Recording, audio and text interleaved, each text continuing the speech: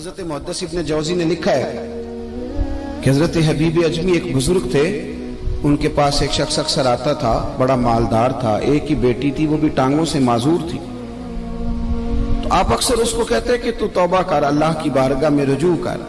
ایک وقت ایسا آتا ہے کہ پھر انسان کا جب کوئی اپنا نہیں رہتا پھر اسے مصلی یاد آتا ہے، لیکن اگر مصلی کی عادت بچپن سے پڑ جائے نا تو پھر ذرا آسان ہوتا ہے اللہ سے دل لگانا۔ وہ اکثر آپ اس کو کہتے کہ ٹھیک ہو جائے کہ تو بیٹی ہے، وہ بھی بیچاری معذور ہے، تو کہاں دولت لے جائے گی۔ آج کرتا ہوں، ہم تاریخیں دیتے رہتے ہیں نا اللہ تعالیٰ کو معاذ اللہ کہ رمضان سے میں نے نیک ہو جانا ہے، عمرہ کر کے آؤں گا تو پھر میں پکا نمازی ہوں۔ خدا کے بندو، کس نے تجھے بتایا کہ رمضان تک تو زندہ رہے گا؟ کس نے خبر کی کہ عمرہ کرنے تک تو بچے گا؟ حضرت حبیب اجمی اس کو کہتے تو کہتا بڑی جلدی ٹھیک ہو جاؤں گا۔ ایک دن سویرے سویرے توبہ کرنے آ گیا۔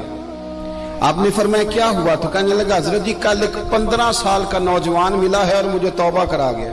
مزہ ہی اس عمر میں اللہ اللہ کرنے کا، نبی کریم سے محبت بھی کرنی ہو تو یہی عمر ہے۔ عشق لگا سی کھیڈاں کھیڈ دینوں تے پھر مینوں کھیڈاں بھول گئیاں، کجل پایا سی میں یار دے ویکھنے نوں، پھر او دی یاد وچ روندیاں ہی ڈل گئیاں۔ حیدر شاہ اس گلی کدے نہ رولدی پر ہن تے رولدی رول گئیاں۔ جن لوگوں نے ابو جال کو قتل کیا تھا ان کی عمر بھی 15 سال تھی۔ ہم تو بڑے ہی نہیں نہ ہوتے ساری زندگی، نہ ہمیں کو بڑا ہونے دیتا ہے، ہم بڑے ہی نہیں ہوتے، یہ تو عمر ہے کچھ کر گزرنے کی۔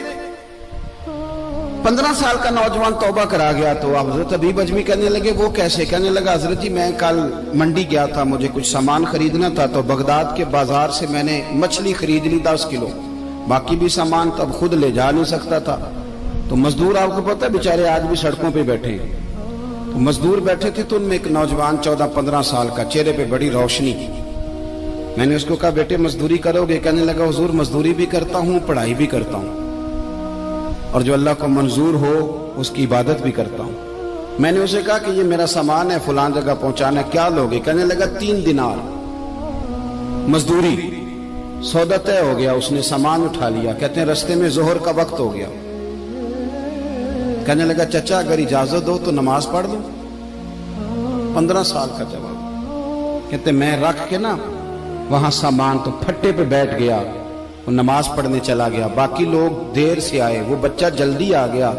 میں نے کہا بیٹے آپ جلدی آ گئے؟ کہنے لگے نفل چھوڑ دیے، آپ یہی نہ سمجھ لیں کہ کام چور ہے، میں بعد میں پڑھ لوں گا۔ کہتے ہیں وہ دوپہر کا وقت، رمضان بھی نہیں تھا، میں اس بچے کو نوجوان گھر لے گیا اور میں نے اپنی بیوی سے کہا کہ بڑا نیک ہے، نمازی ہے، اور راستے میں یہ بھی ہوا ہے کہ میں نے اسے ایک دفعہ کہا ہے کہ یہ مجھے تھوڑی دیر کے لیے دے دو، گرمی بڑی ہے، تمہیں پسینہ آ رہا ہے، میں اٹھا لیتا ہوں۔ کہنے لگا نہیں چچا میں رزق حلال کھاتا ہوں، اگر آپ اٹھائیں گے تو میں 3 دینار مزدوری پوری نہیں لوں گا، پھر پیسے کم کروں گا، میں نے طے کیا ہے کہ اٹھاؤں گا۔ تو کہتے ہیں میں نے اپنی بیوی کو بتایا تو بڑی متاثر ہوئی، کہنے لگی دوپہر کا کھانا پک گیا، اسے کو روٹی کھا لے، رمضان بھی نہیں تھا۔ کہتے میں باہر نکلا، اس کو 3 دینار تھمائے، تو میں نے کہا بیٹے ایک بات میری مانو گے؟ کہنے لگا بتائیے۔ میں نے کہا کھانا پکائے کھا لو۔ کہنے لگا میں معافی چاہتا ہوں، میں نے روزہ رکھا ہوا ہے۔ حضور نے حکم دیا، حکم نبی کریم نے حکم دیا، بخاری مسلم کی حدیث ہے، فرمایا نوجوانوں اگر تمہارے پاس طاقت ہے تو نکاح کر لو ورنہ روزے رکھو۔ حکم دیا، یا نکاح اور یا روزے، یہ سرکار کا حکم ہے۔ بھائی نفلی روزہ نفس کی قوتوں کو کچلتا ہے، انسان میں نورانیت اور روحانیت لاتا ہے۔ کہتے وہ کہنے لگا میں نے روزہ رکھا ہے، میں اور متاثر ہو گیا۔ میں نے کہا اب کیا کرو گے؟ کہیں اور جانا ہے؟ کہنے لگا نہیں، میں جس دن 3 دینار کما لیتا ہوں پھر میں مزید لالچ نہیں کرتا، باقی وقت یا قرآن مجید پڑھتا رہتا ہوں یا نبی پاک پہ درود شریف پڑھتا رہتا ہوں۔ آپ بتائیں؟ تو میں نے کہا کہ افطار میرے ساتھ کر لو۔ کہتے ہیں میں اسے مسجد چھوڑ آیا اور خود میں لوٹ آیا، افطار کے بعد میں اسے لایا، کھانا کھلایا، عشاء پڑھی، اس کا گھر دور تھا، میں نے ڈرائنگ روم کھول دیا، بیٹھک کھول دی، وہیں وہ سو گیا۔ میری 20 سال کی معذور بچی کبھی چل نہیں سکتی تھی، کوئی طبیب کوئی حکیم میں نے چھوڑا نہیں تھا اس کو دکھایا نہ ہو۔ ایک ہی بیٹی، وہ بھی معذور پیدائشی، اس کے کمرے میں گئے، میاں بیوی اسے کھانا کھلا اور بتایا بیٹے ایک نوجوان ہے، بڑا نیک ہے ہمارے گھر میں، آج بڑا پرہیزگار۔ پتہ ہے حضور نے کیا فرمایا؟ نبی کریم فرماتے ہیں جب نوجوان اٹھ کے تہجد پڑھتا ہے نا، نوجوان تو اللہ فرشتوں کے سامنے اس نوجوان پر فخر فرماتا ہے. اللہ فخر کرتا ہے کہ عمر دیکھو دیکھو یہ میری بارگاہ. اللہ فخر کرتا ہے, اللہ یعنی خدا خود میرے مجلس بود, اللہ فخر کرتا ہے. اب سوچے,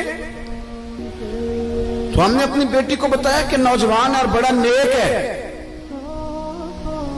تو کہتے ہیں وہ کھانا کھلا کے ہم واپس آ گئے. آدھی رات کا وقت ہوا تو دروازے پہ دستک ہوئی. بچی اپنے کمرے میں سو رہی تھی, ہم اپنے کمرے میں, وہ بیٹھک میں. گھبرا کے اٹھے کہ اس وقت کون ہے دروازے پہ؟ تو بیٹی کہنے لگی ابا دروازہ تو کھولنا. کہتے ہیں دروازہ کھولا تو 20 سال ہو گئے تھے بیٹی کو, کبھی اس نے چل کے نہیں دکھایا تھا, کبھی دوڑ کے ادھر جاتی کبھی ادھر آتی. کہتی ہے الحمدللہ اللہ نے میری ٹانگیں ٹھیک کر دی. ہم دونوں رونے لگے, اے اللہ تو کتنا کریم ہے, کیسے ہوا بیٹے سارا کچھ؟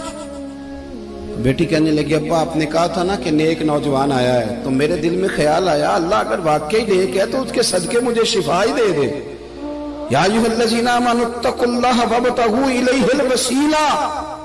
تو کہنے لگی ابھی میری دعا بھی پوری نہیں ہوئی تو رب کریم نے فضل کیا ہے اور مجھے شفا عطا کر دی.